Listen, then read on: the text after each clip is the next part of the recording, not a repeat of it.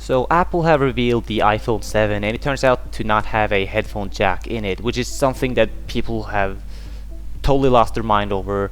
And I'm here to explain to you why it is simply not really a big deal.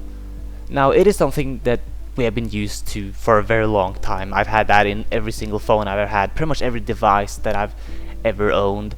And sometimes to me it is hard to let go of old technology, but I like to think liberal to move forward with technology. And I was not a big fan of this idea at first, but I've looked a bit more into it, and quite honestly I've heard a lot of really good arguments to why it's actually like I kind of start to understand what Apple are doing and why they're removing the audio jack. So the thing is that in order for headphones to work on a cell phone, you need several components in the phone itself. You need a DAC, a digital to analog converter, that converts the digital signal into an analog signal, and you also need an amplifier.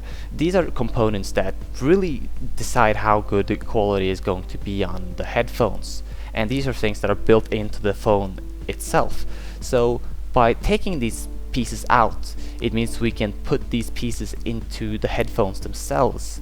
That means the headphone manufacturers can actually choose how good they want the quality to be. This simply means you can get better sound than you ever could before, simply because now these components are brought out of the phone and into the headphone. You don't have to think of buying, you don't have to worry about buying a phone with crap components in it that make the sound bad. That is the first thing, and I think that Apple is really kind of pushing wireless with this. Now, like, I hear people like trying to find reasons to not like this because people don't like change, people don't like things getting updated. And one thing I'm hearing a lot is, yeah, oh, now you can't charge and listen to music at the same time, which is a ridiculous statement because I never thought I've ever been listening to music and charging at the same time, so that just sounds absolutely ridiculous.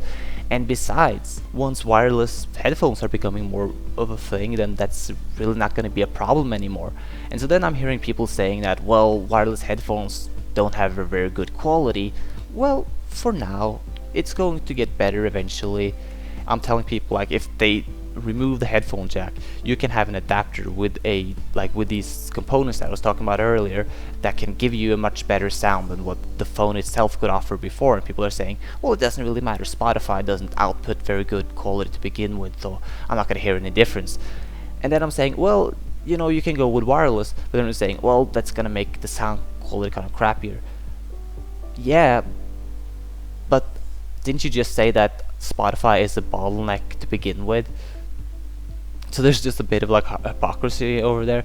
To me, honestly, the removal of the headphone jack, it's not really it's not directly an improvement, but I think it will push technology forward a little bit more, because I think, don't you want to have, first of all, don't you want to have wireless headphones? And even if you don't want wireless headphones, connecting the headphone through a lightning or a USB-C or something else is actually much better, because then simply the headphone manufacturers themselves had to make sure to put all the components into their headset to make everything work, instead of instead of the DAC and the amp and some other components having to be inside the phone itself.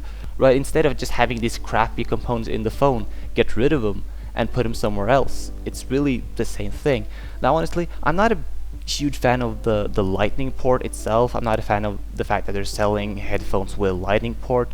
I think Apple should probably move on to something like the USB-C or something else, something that's a bit more of a standard.